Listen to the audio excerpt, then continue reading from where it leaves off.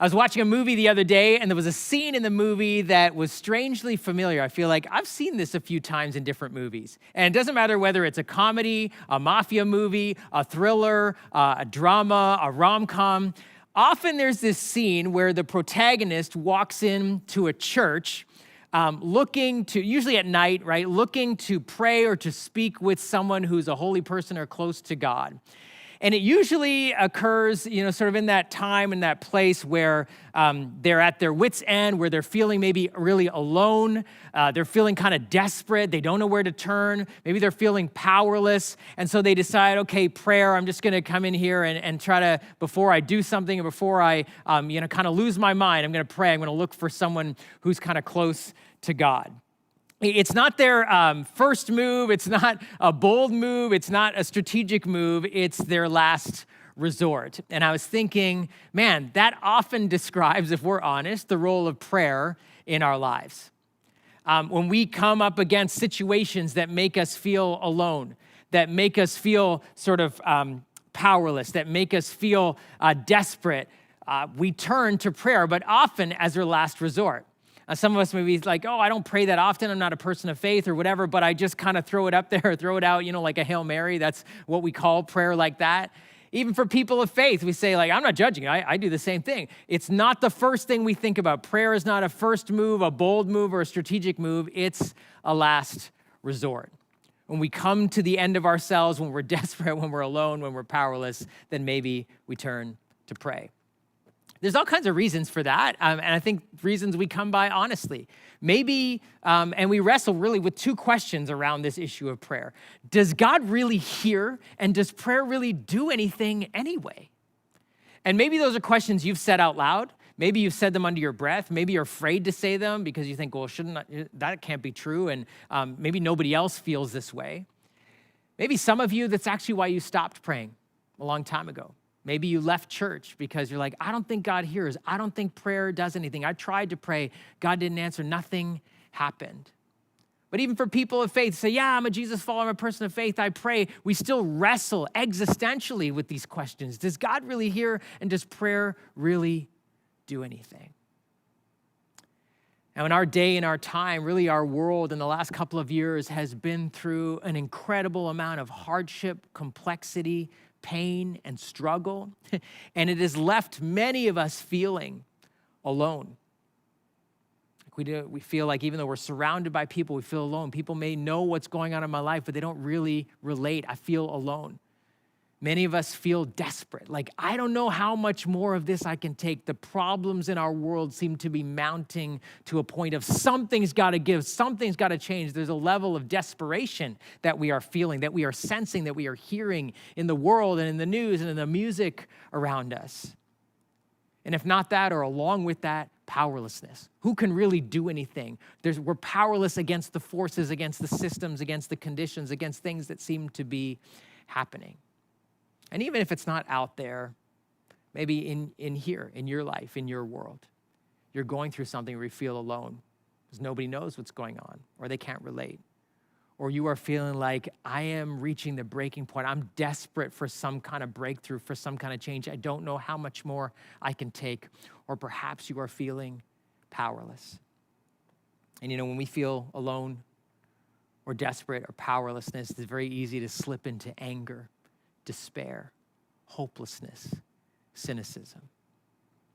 And friends, I think you and I and our world need something that rescues us from that so we don't slip or slide into despair, hopelessness, anger, bitterness.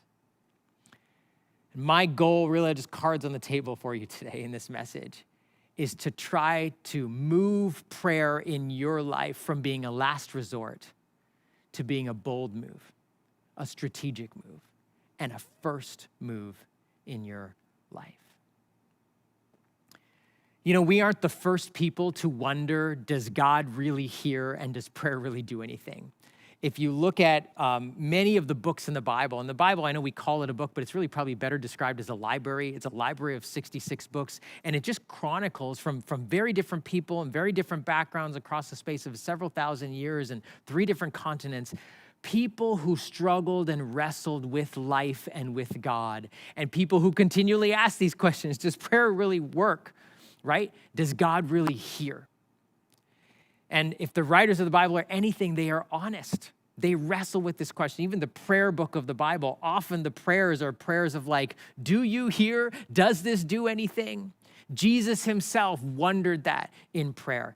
And so it's no surprise that the very last book of the Bible is also still wrestling with that question. And that's where we're going to camp out today, because I believe it gives us a kind of hope, a way forward to rescue us from isolation, desperation, powerlessness. The book of Revelation, it's the last book in the Bible. It reads more like a comic book, or really should be a comic book, like a graphic novel, than anything else. It's it's a letter, supposedly, but it really reads like a weird, trippy dream, like something you wrote after you came back from the Grateful Dead concert or something like this. Like, it's really fantastic. For a lot of reasons, people don't read it for that, because it's hard to understand, but it is actually a vision. It is a dream. It's someone trying to write down. I don't know if you've ever woken up from a dream, you're like, I had this really strange dream, and you're trying to describe it, and you're reaching for words to try to put words to this picture that was so vivid for you. That's exactly what this book is. But it's not just sort of a graphic novel, something interesting at the end of the Bible. It is actually a letter to give hope to people who were feeling alone and desperate and powerless. Now, I know people of every age and every stage in history can feel like that, but certainly the people living in the first century, Jewish people who had become Jesus followers under the Roman Empire, were facing a kind of hardship that is almost unparalleled in history. If you know anything about the Roman Empire, you know they conquered people. The empire grew by force, by blood, and they heavily taxed the people in the nations that they conquered. And so people living under the Roman Empire essentially were paying upwards of 90% tax on their income to fund the army that was oppressing them. Many of them had lost their lives. They had lost friends. They had lost homes. To live in that day under the Pax Romana was a hard time and a hard place to live. But it was even more difficult for Jesus' followers. You see, Rome had this practice of saying, hey, you can worship whatever God you want, but you also have to worship Caesar, because Caesar is ultimately Lord. And now you had this group of Jesus followers going around saying, no, Caesar isn't Lord, Jesus is Lord. And so the Emperor Nero would persecute them. He actually set fire, history says, to Rome, but he blamed it on the Christians. And so a lot of Christians were persecuted physically. Their homes were taken from them. Some of them were thrown into the Colosseum, into the lions as sport for people. But that was one thing under the Emperor Nero. But after him came the Emperor Domitian. And under Domitian, persecution of Christians became state-sanctioned. It was actually legal to persecute Christians, to take their homes, to fire them from their jobs. And not only were the Romans in that time in first century Palestine aggressively against the Jesus followers, the Jewish people were as well, because for them, they had, as hard as it was to live in the Roman Empire, the Romans had let them have their synagogues and their temple in Jerusalem, and there was some kind of peace. And now you had this uprising, this group of Jesus followers that were making life difficult and threatening the peace, even for the Jewish people. So both the Roman Empire and the Jewish context they were in were heavily against this small group of Jesus followers. And so they were experiencing a kind of isolation, desperation, and powerlessness that is almost unprecedented in history. Not only that, the person who was writing this letter to them was a Jesus follower. He was himself on an island, a prison island, exiled because of his faith in Jesus. And so he was writing to them this letter, this dream that he saw. And the reason he was getting a vision, a dream, the reason this was so important for him to see was all he could see around him was causing him to despair. What he could see around him was causing him to feel hopeless because he felt powerless, because he felt desperate. Everything that his eyes could see, even as he was sitting there in isolation on this prison island, was making him hopeless, and he needed to see something else. And the vision that he gets, that he writes down on parchment paper and ends up distributing through couriers to all of these little churches around Asia Minor, part of this vision was actually something that helped them rethink what prayer would be in their lives, to actually move prayer from a last resort to a bold move, a strategic move, and a first move. And so I want to read a portion of the letter for you. Now, where this letter kind of lands is the opening parts are all about the chaos and the struggle that has been going on in the first century under the Roman Empire. It kind of reads like a Marvel movie would sound if you're listening in another part of that. Like if I'm in another part of the house and my kids are watching a Marvel movie, I know. I can't tell what's going on. I just know there's lots going on. There's sounds, explosions. That's kind of what Revelation has been like up to this point. And it's the point where God says, I am going to act. I know things are hard. I know you feel alone. I know you feel desperate. I know you feel powerless. I'm about to act. And yet right before God acts, right before the next chapter of action, we read this. And again, it's a little bit weird, so stay with me and I'm going to explain it for you. John's writing what he saw in his dream. He says, when this is an angel, opened the seventh seal, there was silence in heaven for about half an hour. And I saw the seven angels who stand before God and the seven trumpets given to them. Another angel who had a golden censer, that's this thing that holds incense, came and stood at the altar. He was given much incense to offer with the prayers of all God's people on the golden altar in front of the throne. The smoke of the incense, together with the prayers of God's people, went up before God from the angel's hand. Then the angel took the censer, filled it with fire from the altar, and hurled it on the earth. And there came peals of thunder, rumblings, flashes of lightning, and an earthquake.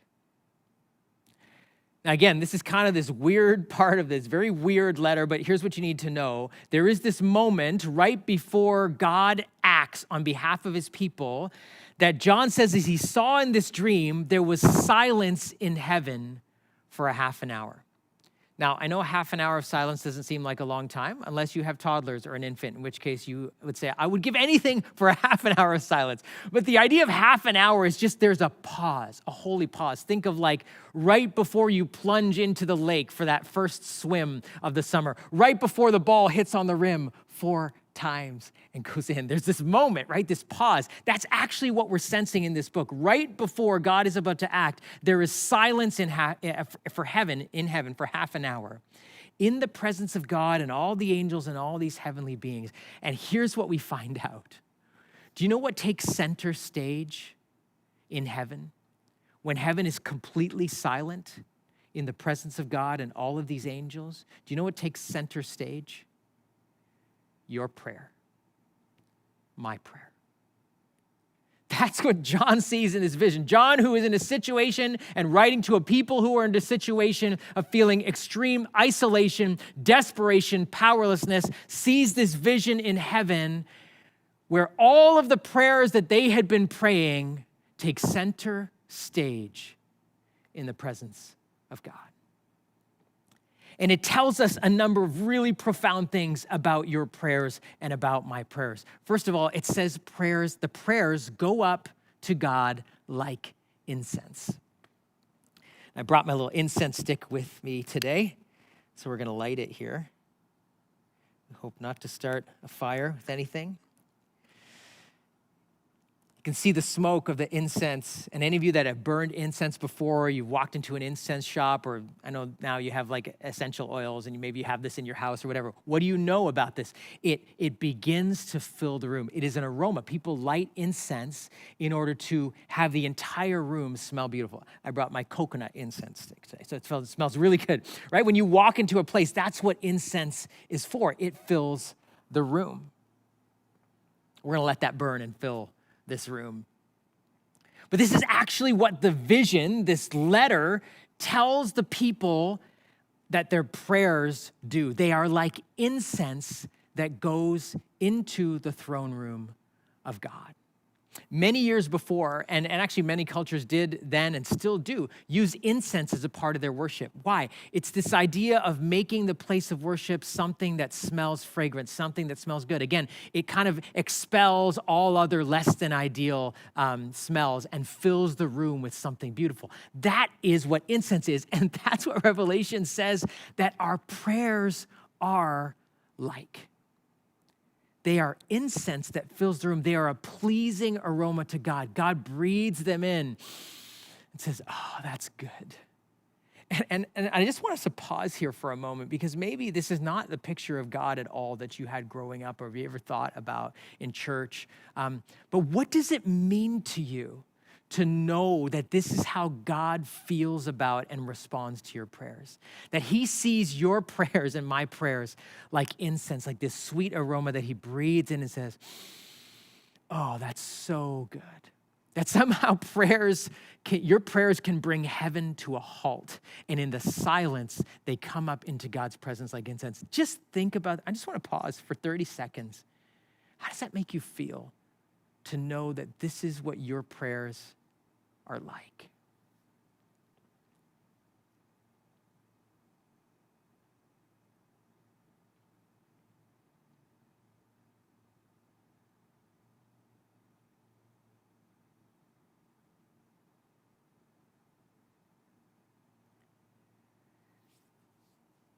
I don't know about you, but it just makes me feel unique. I think, man, my words, my prayers are like that. They bring heaven to a halt. God breathes them in and says, oh, I love that. But that's not the only thing this passage tells us. It actually, just to go back, it says the smoke of the incense, together with the prayers of God's people, read this, went up before God from the angel's hand. I wonder if you caught that phrase, before God. Maybe some of you have written a letter to your prime minister or the president and CEO of a company that you liked, or you were mad about their shampoo product, or you wrote to your favorite athlete, or maybe you wrote to Santa Claus or whatever, and you know they don't open the letter, right? Somebody else does. Now, some of you are shocked, I don't know how, is it Santa, the elves, or whatever, but we know, right? It's not gonna get to them, and if it does get to them, somebody else, that person has an admin. She's not actually gonna read my email or my letter, her admin's gonna read it. He's not actually gonna hear that, someone else will read it. They may not even get to them. That's how it works. But this is not what Revelation says about your prayers and my prayers that go up to God. It says they are before God himself. Somebody else didn't answer that prayer or listen to that prayer. It went into the very presence of God, into his throne room, like incense that he breathed in, and came directly before him. What this tells us, friends, is that all our prayers are heard and seen by God himself, and he loves them. All our prayers are heard and seen by God himself, and he loves them. That's the very first thing, right? Does God really hear my prayers? Revelation gives this picture, this beautiful picture, and says, actually, in fact, all of heaven comes to a halt, so that the prayers of God's people can come up and fill the throne room of heaven, be breathed in by God himself, and be seen and heard by him. That's incredible. It's not the only thing that vision tells us, though. Not just that the prayers go up like incense, because you know what? We could be maybe cynical and go, okay, great, they smell good, but they go up like smoke. It's just like into thin air. What is the point? But look what Revelation says after the prayers go up like incense. John says, then the angel, this is what I saw in my dream, took the censer, which is, if you've ever been to sort of like a high Anglican or a Greek Orthodox or some churches that have these kind of incense kind of carriers, and they light it and they swing it around. It's like, really, I would have never fallen asleep if that's what they did in my church when I was a kid. It fills the room. It's one of these censers. It says, this is what the angel did. It filled it with fire from the altar and hurled it on the earth. This is the prayers of God's people. And there came peals of thunder, rumblings, flashes of lightning, and an earthquake. Which is to say, our prayers may go up like wispy smoke, but they come back down on the earth like thunder. Thunder.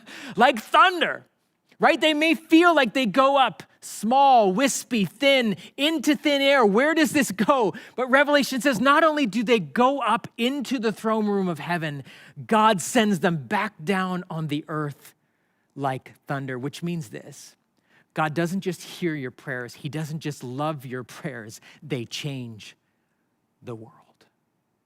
They do.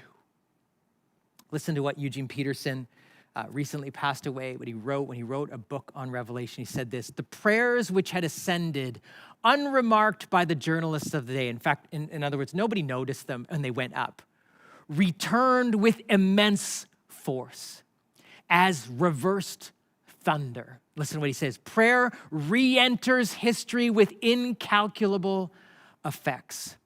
Our earth is shaken daily by it. What goes up like wispy smoke comes back down like thunder. Our prayers change the world. This was the vision that was given to John and his people in the midst of situations which were threatening them with isolation and desperation and powerlessness. They said, stop. All of your prayers actually go up into heaven, are heard and seen by God himself. And not only does he love them, they change the world. A little while ago, I was watching an interview with Shawn Michaels. Any of you know I'm going to nerd out a little bit on wrestling. Okay, when I was a kid, I used to watch, it was called the WWF when I was a kid. Now it's WWE. Shawn Michaels is one of those WWE superstars. He has been all over the world, has been seen by millions of people. He's one of wrestling's kind of most famous icons. And he's sort of known as a very brash, kind of out there personality, incredibly successful, incredibly charismatic. But he said in the interview, he said, anybody who would have known me as a kid would have been shocked that I became Shawn Michaels. He said, I was small. He said, I was shy. I was very insecure. And he had gone through some hard times in his life. So he said, I was not comfortable with people. I was not comfortable with myself. He said, I had a lot of insecurities and hangups. And he says, so now I'm this character that's larger than life, that's on TV screens and billboards and stadiums, wrestling in front of thousands of people all over the world. And he said, the only way I could cope with that, being so different than who I was on the inside, was drugs and alcohol. And so he said, drugs and alcohol became a common part of my life and my companion all the way through. He said, when I was kind of battling with that, I knew it wasn't a good thing, wanted to get rid of it, just couldn't. Then I fell in love. He said, I'm engaged. I'm thinking, okay, I've got this wife and I'm going to start a family now, so I better stop. And he said, I couldn't. Next thing I know, my wife says she's pregnant. We're having a baby. So I'm thinking, okay, now I'm going to stop. He said, I couldn't. He said, I had this memory when my son was about 2 years old, and he said, I was lying on the carpet in our living room floor, about to pass out from my daily binge of alcohol. And he said, just as I was losing consciousness, I hear my little toddler climbing on me saying, oh, Daddy's tired again. He said, it just struck me like a Mack truck. He's like, what am I doing? I've been wanting to change this forever. So he said, the next day I got up. He said, I was hungover, I had a headache. He said, my wife had started going to church. I knew she was going. She never asked me to go, never badgered me with it. She said she never even gave me a hard time about my drinking, even though it was ruining her life. He said, I walked into this church. I just said to whoever I met, he said, I didn't know anyone. I said, I need God.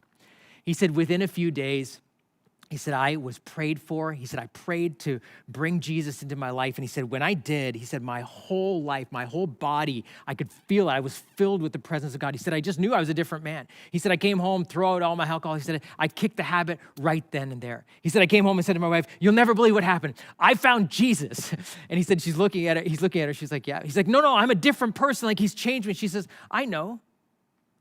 She said, all those days and nights when you'd pass out and lie on our living room floor, she said, what did you think I did? She said, I'd go into my prayer closet and I prayed. And I prayed day after day and week after week and year after year. And today, they're answered.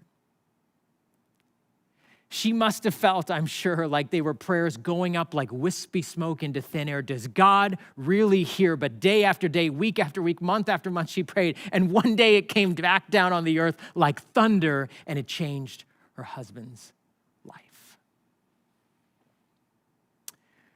I don't know about you, but there's things that I've even stopped praying for because I don't have any more words. Situations that seem to persist.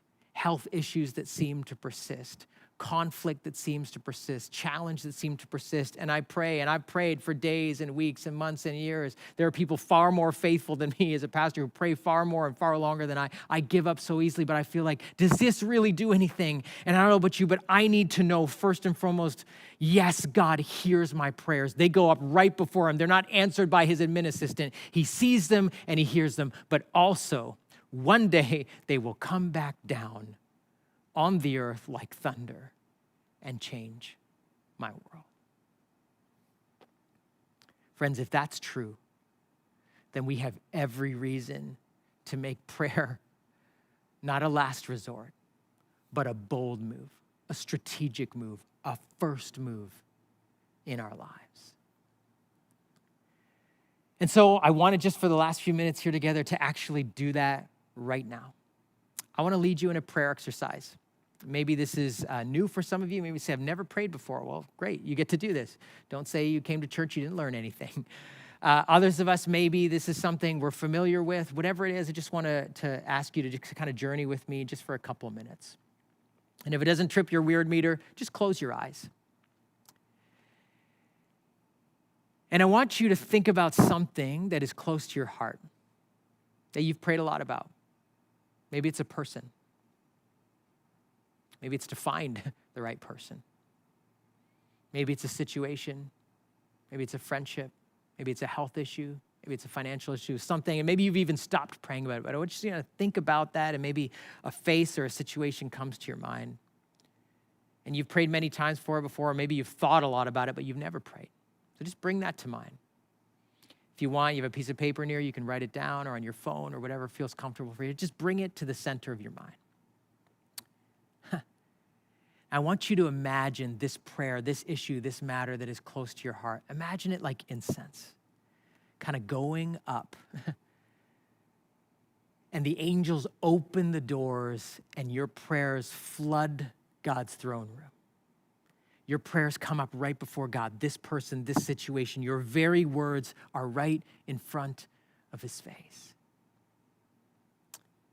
Imagine God just breathing that in, like we would breathe in beautiful incense. And he says, oh, I love that. Thank you for praying that. And then I want you to imagine him looking at you. He's smiling.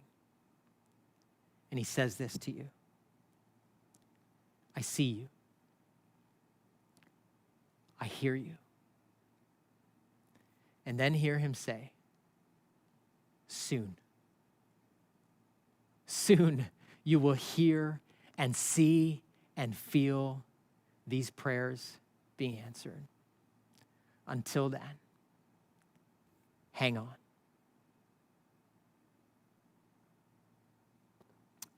You can open your eyes. That's something maybe you want to do regularly today or this week, or if you're praying for the first time ever, that's something you can do. Might be helpful for you.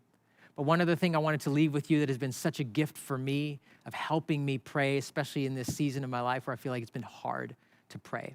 It's an app called Lectio 365.